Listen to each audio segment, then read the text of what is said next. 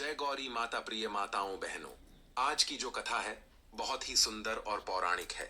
यह कथा सभी सुहागन स्त्रियों को सुख समृद्धि एवं अखंड सौभाग्य का वरदान प्रदान करने वाली माता करवा की व्रत कथा है। इस पवित्र कथा को जो भी सुहागन स्त्री सच्चे मन से श्रवण करती है उसके सुहाग की लंबी आयु होती है और पति पत्नी के बीच रिश्ता मजबूत होता है। प्रिय माताओं बहनों, यह कथा भगवान शिव जी ने माता पार्वती को सुनाई थी।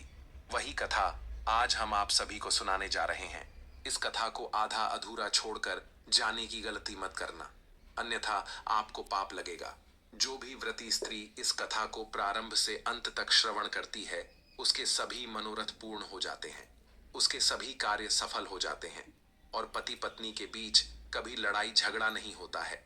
घर में गरीबी और दरिद्रता नहीं आती, शत्रुओं का नाश होता है, माता लक्ष्मी का घर में आगमन होता है। इसलिए आप इस कथा को पूरा सुने। मित्रों, मैं जगत के संचालक भगवान श्री हरि विष्णु से हाथ जोड़कर प्रार्थना करता हूँ कि जो भी श्रोतागण इस पवित्र कथा को सुन रहे हैं आप उनके सभी मनोरथ पूरे कर देना और उन पर सदैव अपनी कृपा दृष्टि बनाए रखना। तो चलिए आपका ज्यादा समय नष्ट न करते हुए कथा प्रारंभ करते हैं। मित्रों, एक दिन भगवान शिव जी कैलाश पर्वत पर बैठे हुए थे।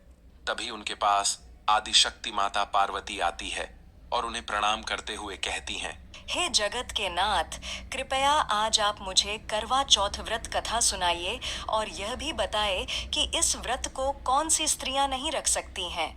हे प्रभु, मैं आपके मुख से इस पवित्र कथा को सुनने के लिए उत्सुक हूँ। माता पार्वती की यह बात सुनकर भगवान शिव जी मुस्कुराते हुए कहते हैं, हे देवी, आज आपने बहुत ही उत्तम प्रश्न किया है। आज मैं आपको एक बहुत ही सुंदर और पौराणिक कथा सुनाने जा रहा हूं। मित्रों, कथा सुनाते हुए भगवान शिव जी कहते हैं, हे देवी, प्राचीन काल में सदनीरा नाम की एक नदी बहती थी। उस नदी के पास पालमपुर नाम का एक अत्यंत ही सुंदर राज्य था। उस राज्य में चारों तरफ सुख शांति थी। उसी राज्य में एक धनवान सेठ रहता था। वह बहुत ही धर्मात्मा था। वह प्रतिदिन गरीबों को दान पुण्य किया करता था। ईश्वर की कृपा से उसके घर में किसी चीज की कोई कमी नहीं थी। मित्रों, उस धनवान सेठ के 7 बेटे और एक बेटी थी। बेटी का नाम आंचल था। आंचल घर में सबसे छोटी थी, इसलिए उसके सभी भाई उससे बहुत प्रेम करते थे, उसका बहुत ध्यान रखते थे। धीरे धीरे इसी प्रकार खेलते कूदते हुए समय बीतता गया और आंचल बड़ी हो गई।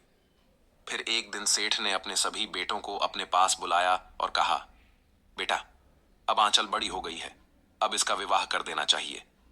यह बात सुनकर सेठ के सभी बेटों को बहुत दुख हुआ, किंतु वह कर भी क्या सकते थे। एक दिन तो वैसे भी आंचल का विवाह होना ही था। फिर उन 7 भाइयों में सबसे बड़े भाई ने कहा, पिताजी, क्या आपने आंचल के लिए कोई अच्छा सा वर ढूंढ रखा है? अपने पुत्र की यह बात सुनकर सेठ ने कहा, बेटा, पड़ोसी राज्य में हमारे एक मित्र रहते हैं। उनका एक बहुत ही सुंदर और योग्य लड़का है। तुम उनके पास अपनी बहन के विवाह का प्रस्ताव लेकर जाओ। फिर उनमें से 2 भाई अपनी बहन के विवाह का प्रस्ताव लेकर पड़ोसी राज्य में अपने पिता के मित्र के पास जाते हैं और उनके पुत्र के साथ अपनी बहन आंचल का विवाह तय कर देते हैं और अपने घर वापस लौट आते हैं और विवाह की तैयारी में जुट जाते हैं। मित्रों, आगे भगवान शिव जी कहते हैं, हे देवी पार्वती, उसके सभी भाई विवाह की तैयारी पूरी कर लेते हैं और विवाह की निर्धारित तिथि को अपनी इकलौती बहन का विवाह कर देते हैं। उसके बाद सेठ एक एक करके अपने सभी पुत्रों का विवाह कर देता है। सेठ के सभी बेटे खुशी पूर्वक अपना जीवन व्यतीत करने लगते हैं। एक दिन आंचल अपने मायके अपने भाइयों से मिलने आती है।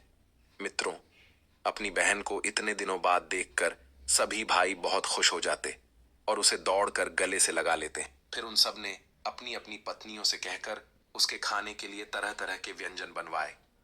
लेकिन उन सभी भाइयों को यह नहीं पता था कि उस दिन कार्तिक मास कृष्ण पक्ष की चतुर्थी तिथि है। मित्रों, उस दिन सेठ की सभी बहुओं ने और सेठ की बेटी आंचल ने चौथ का व्रत रखा हुआ था। जब शाम को सेठ के सभी बेटे भोजन के लिए बैठे तो उन्होंने अपनी बहन को भोजन करने के लिए कहा। भाइयों के भोजन करने के लिए बुलाने पर आंचल ने अपने भाइयों से कहा, भैया, आज मेरा व्रत है, आप सभी भोजन कीजिए। मैं भगवान रजनीश अर्थात चंद्रदेव को अर्घ्य देकर व्रत पूरा करके ही भोजन करूंगी। अपनी बहन आंचल के यह कहने पर भाइयों को बहुत दुख हुआ और वह सोचने लगे, बहन सुबह से भूखी है और अभी चंद्रदेव भी प्रकट नहीं हुए। फिर सभी भाइयों ने एक योजना बनाई और छोटे भाई को एक मशाल देकर कहा कि जाओ और दूर किसी पेड़ पर चढ़कर यह मशाल जला देना और उसके आगे एक छलनी लगा देना। यह सब योजना उस सेठ की बहुएं चुपचाप सुन रही थी। मित्रों, फिर योजना अनुसार सबसे छोटा भाई ने नगर से दूर जाकर एक ऊंचे से पेड़ पर चढ़कर मशाल में अग्नि लगा दिया और उसके आगे गोल छलनी लगा दिया। यह देखकर आंचल के भाई उसके पास आए और कहा, बहन चंद्रमा निकल आया है, अब तुम भगवान चंद्रदेव को अर्घ्य देकर हम सबके साथ भोजन करो, चलकर। मित्रों, चंद्रमा को देखकर आंचल ने अपनी सभी भाभियों से कहा, भाभी देखो चंद्रदेव बाहर निकल आए हैं, अब आप लोग भी अर्घ्य देकर व्रत पूरा कीजिए और हम सबके साथ भोजन करिए। अपनी ननद की यह बात सुनकर सेठ की सभी बहुएं हंसने लगी, क्योंकि उन्हें तो पहले से ही पता था कि अभी चांद नहीं निकला है, वह तो उसके भाइयों की एक चाल है। फिर उसकी भाभियों ने उसे समझाया कि वो चंद्रमा नहीं है, किंतु आंचल को उनकी बातों पर यकीन नहीं हुआ और वह उसी मशाल को चंद्रमा समझकर पूजा करने लगी और अर्घ्य देने लगी और अपना व्रत पूरा किया। उसके बाद अपने भाइयों के साथ भोजन करने बैठ गई। मित्रों, आंचल ने जैसे ही भोजन का पहला निवाला अपने मुंह में डाला, उसे छींक आ गई। दूसरा निवाला मुंह में डाला तो उसमें बाल निकल आया। इसके बाद जैसे ही उसने भोजन का तीसरा निवाला मुंह में डालने को किया, तभी उसकी ससुराल से एक व्यक्ति भागते हुए आता है और आंचल को बताता है कि उसके पति की तबीयत बहुत खराब है, वह ज्यादा समय तक जीवित नहीं रह सकते हैं। मित्रों, जैसे ही आंचल ने यह बात उस व्यक्ति के मुख से सुनी, वह तुरंत अपने ससुराल के लिए चल देती है। उसके पीछे पीछे उसके भाई और उसकी सभी भाभियां भी उसकी ससुराल पहुंच जाती हैं। इसके बाद उसकी भाभी उसे सच्चाई बताती हैं कि उसके साथ ऐसा इसलिए हुआ क्योंकि उसने करवा चौथ का व्रत तोड़ दिया था। उसके भाइयों ने उसे अपने साथ भोजन कराने के लिए दूर किसी पेड़ पर चढ़कर मशाल में अग्नि जलाकर झूठ बोला था कि चांद निकल आया है, और तुमने उनकी बातों को सच मानकर अपना व्रत तोड़ दिया था। इसी कारण से तुम्हारे पति की तबीयत खराब हो गई है। मित्रों, सच्चाई जानने के बाद आंचल यह प्रतिज्ञा करती है कि कुछ भी हो जाए, मैं अपने पति को कुछ नहीं होने दूंगी, कि कुछ भी हो जाए मैं अपने पति को कुछ नहीं होने दूंगी। परंतु दुर्भाग्यवश कुछ दिनों बाद उसके पति की मृत्यु हो जाती है। पति की मृत्यु के दुख को वह सहन नहीं कर पाती है और वह मूर्छित होकर वहीं पर गिर जाती है। जब उसे होश आया तो वह चीखते हुए बोली, मैं अपने पति का अंतिम संस्कार नहीं होने दूंगी, मैं अपने पति से दूर नहीं रह सकती, मैं अपने पतिव्रता और सतीत्व की शक्ति से अपने पति के प्राणों को वापस लाऊंगी। मित्रों, आंचल की इन बातों को सुनकर सब उसे बहुत समझाते हैं, किंतु वह नहीं मानती है। नगर के लोग उसके पति को शमशान में अंतिम संस्कार के लिए ले जाते हैं। आंचल भी उनके पीछे पीछे अपने हठ और पति के वियोग में शमशान में चली जाती है और वहां सबको अपने पति की चिता जलाने से रोकती है और कहती हैं, यदि किसी ने चिता को अग्नि दी तो मैं भी इसी अग्नि में जलकर भस्म हो जाऊंगी। आंचल के हठ के आगे किसी की नहीं चली। मित्रों, किसी ने सच ही कहा है, राजहठ, बाल हठ और स्त्री हठ के आगे स्वयं भगवान की भी नहीं चलती। तो हम सभी तो साधारण मनुष्य हैं।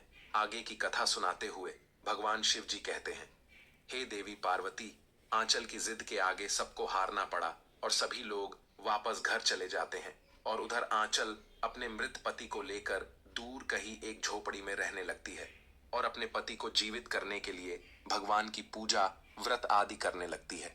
1 साल बीत जाता है। आंचल उसी दिन का इंतजार करती है जब उसने अपने मायके में चतुर्थी का व्रत तोड़ा था।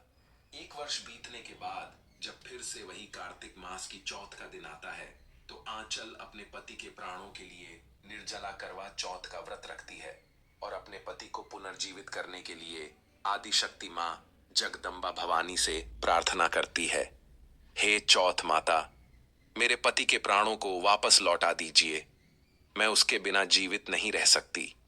यदि आप मुझे मेरा सुहाग वापस नहीं लौटाएगी तो मैं यहीं पे अपना सिर पटक पटक कर अपनी जान दे दूंगी।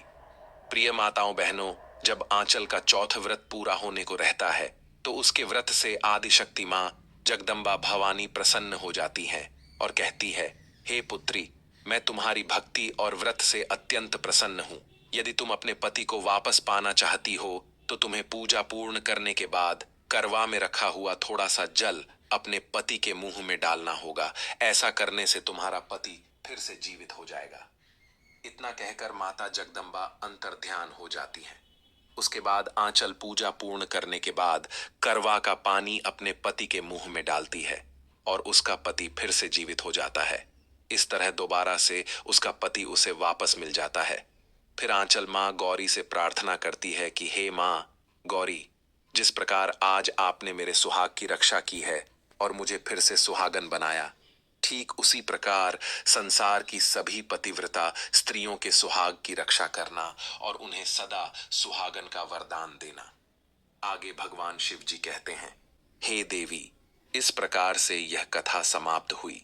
फिर माता पार्वती कहती हैं, हे नाथ, आपने यह तो बताया ही नहीं कि कौन सी स्त्रियों को यह व्रत नहीं रखना चाहिए।